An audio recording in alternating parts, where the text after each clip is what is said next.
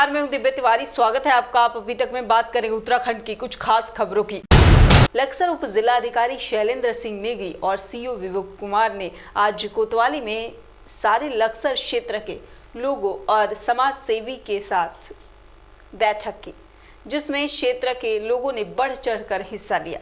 SDM Shailendra Singh Negi ने जनप्रतिनिधियों को संबोधित करते हुए कहा कि वो अपने अपने क्षेत्र और गांव में जनसभा कर अपने लोगों को जागरूक लाने का काम करें, जिससे होली, शब-ए-रात जैसे आने वाले पवित्र त्योहारों पर हिंदू मुस्लिम भाईचारा बढ़ेगा।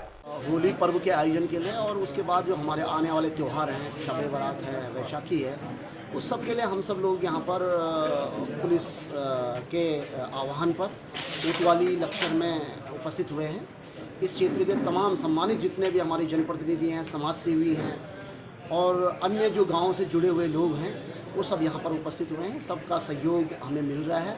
सभी ने संकल्प लिया है कि हम आने वाले पर्वों को सौहार्दपूर्ण तरीके से मिलजुल करके मनाएंगे। ऋषिकेश नगर निगम सभागार में चार धाम यात्रा की तैयारियों को लेकर गढ़वाल कमिश्नर रविनाथ रमन ने बैठक की। बैठक में टिहरी, पौड़ी, उत्तरकाशी, चमोली, हरिद्वार, देहरादून जिले के एसपी, एसएसपी और डीएम मौजूद रहे। इसके अलावा तो कुछ डिस्ट्रिक्ट स्पेसिफिक अगर कोई इशू खाना काफ़ी सारी रिपोर्ट इसमें डाटा पड़ा। ये जब मुझे लगता है आपको 15 थोड़ा सेलाकुई क्षेत्र की जन समस्याओं और शेरपुर गांव में होलिका दहन स्थल की समस्याओं को लेकर आज क्षेत्रीय ग्रामीणों ने कांग्रेस नेता अकील अहमद की अगुवाई में तहसील परिसर में जमकर नारेबाजी करते हुए प्रदर्शन किया और अपनी मांगों को लेकर तहसील प्रशासन को ज्ञापन सौंपा। वहीं प्रदर्शनकारियों ने एसडीएम विकास नगर पर जन समस्याओं पर कोई ध्यान न देने का भी आरोप लगाते हुए मुख्यमंत्री को संबोधित एक शिकायती पत्र भी एसडीएम विकास नगर के माध्यम से प्रेषित किया। ग्राम सभा का मामला है।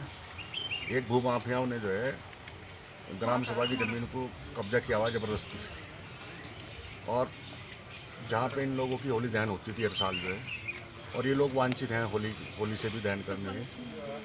हाई कोर्ट के आदेश के बावजूद भी जो है एसडीएम विकास नगर उस पर कार्रवाई नहीं कर रहे। जो है ये कई बार जो है लोग आ चुके हैं यहाँ पे, लेकिन एसडीएम विकास नगर जो है इनको टालने का काम करे। फाइल इनके पास पड़ी और आज भी जो है सब लोग इकट्ठे होकर आए, मेरे पास आए कि जी आप एसडीएम से वार्ता करेंगे, लेकिन एसडीएम साहब ने अभी आप लोगों के सामने बता दिया कि मैं तो क्वारंटाइन हूँ।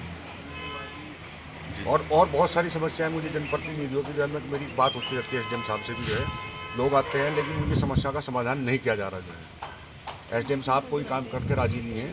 इससे भारी आक्रोश जनता के अंदर है और अगर इसी तरीके से रहा तो फिर कैसे काम चलेगा। जो बिरला यामाहा कंपनी में करोड़ों रुपए की मशीनें चोरी होने के बावजूद जिम्मेदार शासन प्रशासन मौन साधे बैठा है। इस पर आज उत्तराखंड क्रांति दल के नेतृत्व में कंपनी कर्मचारियों ने जमकर आक्रोश जताया है। 15 दिन का अल्टीमेटम हम लोगों ने उत्तराखंड क्रांति दल ने दिया था बिरला यामाहा पावर सॉल्यूशन में जो सील की गई थी ये कंपनी।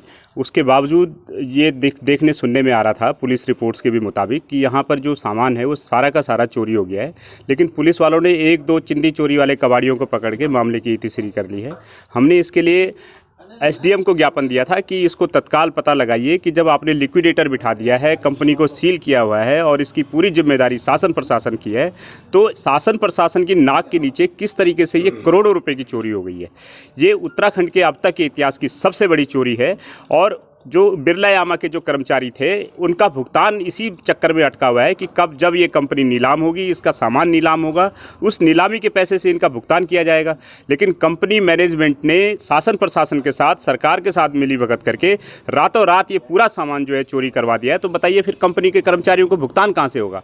और हमने इन्हें अल्टीमेटम दिया था 15 दिन का कि अगर 15 दिन तक इस चोरी का खुलासा नहीं होता, इस पर कोई कार्रवाई नहीं होती, तो फिर हम लोग इस आंदोलन का उग्र करेंगे।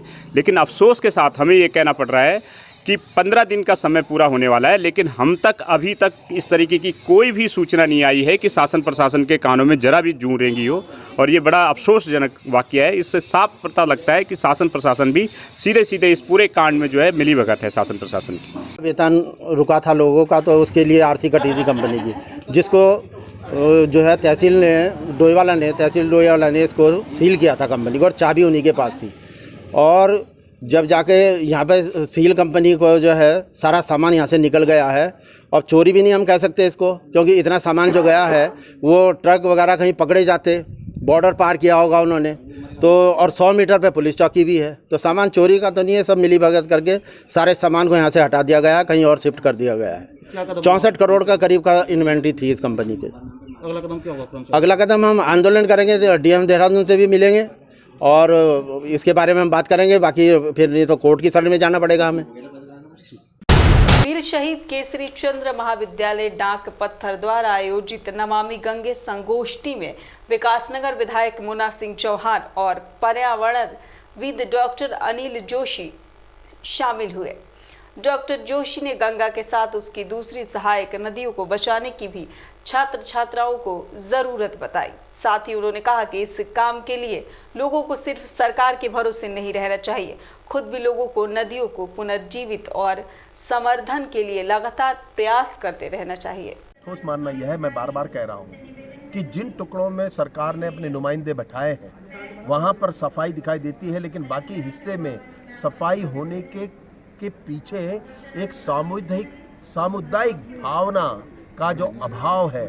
मैं बार बार नमामि गंगे में भी कहता हूँ और सब जगह इस बात को कहता हूँ कि 2020 की नई शुरुआत जो गंगा की है, उसके बाद फिर क्या होगा ये सवाल बड़ा है। तो इसलिए जब तक जन जागरूकता नहीं होगी, चेतनाएं नहीं होंगी गंगा के प्रति और क्या अन्य नदियों के प्रति, हम नदियों को बचा नहीं पाएंगे। और अंततः मैंने चाणक्य की बात तो आपसे कही है, चाणक्य ने कह दिया था 5000 साल के बाद गंगा विलुप्त होगी, और इसलिए विलुप्त होगी क्योंकि वो उस तरह समय आज के समाज की प्रवृत्ति को जानता था, इसलिए चाणक्य ने ये बात कही। मेरा कहना है सरकार क्या होती है, सरकार के बेटे की बात एक योजना होती है, लेकिन अगर सामूहिक रूप से सब भागीदारी नहीं करेंगे तो सारी योजनाएं ढेर हो जाती हैं, और इसके लिए मैं इसको सामूहिक दोष में गिनता हूं। और मैं तो एक सरकार आएगी दूसरी जाएगी, सवाल ये है गंगा को तो हमें रोज चाहिए, हर सरकार के बीच में चाहिए, तो इसलिए हम सबको अपने दायित्व को समझते हुए इस आंदोलन को बड़ा बनाना चाहिए। मेरा मानना है रोकना सफाई का अभियान नहीं है, मैं बता रहा हूँ कि लोगों को यही सेंसिटाइज करने की जरूरत है कि नदी, नाला, नहर गंदगी को बहाने का माध्यम नहीं बनाना है। मान लीजिए डिग्रेडेबल वेस्ट है, नॉन डिग्रेडेबल वेस्ट है, बायोडिग्रेडेबल वेस्ट है, प्लास्टिक का कचरा है। आज भैया हम डोर टू डोर कलेक्शन का भी उसका इंतजाम कर रहे हैं। लोग इतना तो कष्ट करें, कुछ कचरे को अपने घर पर ही सेग्रीगेट करें, अलग अलग 2 बाल्टियों में रख लें, हम घर से उठाएंगे और ये नौबत नहीं आएगी कि आपको नदी, नाले, नहर में बहाना पड़े। क्योंकि जो अपने घर के पास से हम गंदगी की शुरुआत करते हैं वो बह करके तमाम सारे लोगों तक गंदगी और वही प्रदूषण का कारण बनता है। बिल्कुल आपने वाजिब सवाल उठाया और समय समय पे हम इसके लिए अभियान भी चलाते रहते हैं। और स्वच्छ भारत अभियान के तहत आपने देखा भी होगा, जहाँ विकास नगर और अड़ोस पड़ोस के शहरों में आप सड़कों के किनारे बदबू और गंदगी के ढेर के मारे आ जा नहीं पाते थे, कम से कम आज विकास नगर के क्षेत्र में वो स्थिति नहीं है।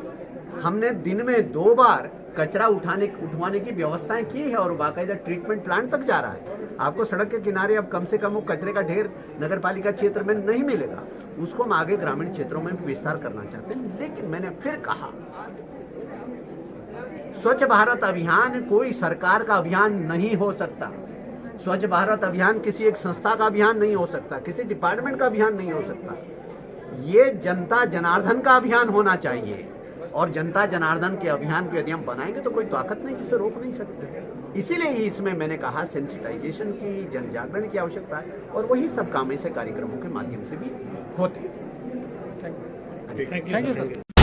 उत्तराखंड की राजधानी से 40 किलोमीटर की दूरी पर विकासनगर में पहाड़ों को निहारता हुआ प्राकृतिक वातावरण के बीच शिवाय रिसोर्ट, जहां हर सुविधा से परिपूर्ण यात्रियों के स्वागत के लिए हमेशा तैयार रहता है। शिवाय रिसोर्ट के परिवार की तरफ से सारे क्षेत्रवासियों और नगरवासियों को होली पर्व की हार्दिक शुभकामनाएं।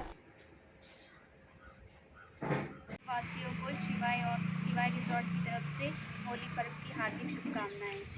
आप यहाँ पर आइए, birthday party, kitty party and anniversary सभी पार्टी अवेलेबल हैं।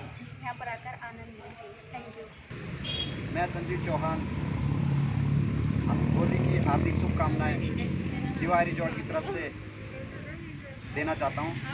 आप आएँ, हमारे यहाँ हर तरीके का मनोरंजन लें, जैसे कि किट्टी पार्टी, बर्थडे पार्टी या कोई भी पार्टी का मनोरंजन लें और खाने का आनंद लें।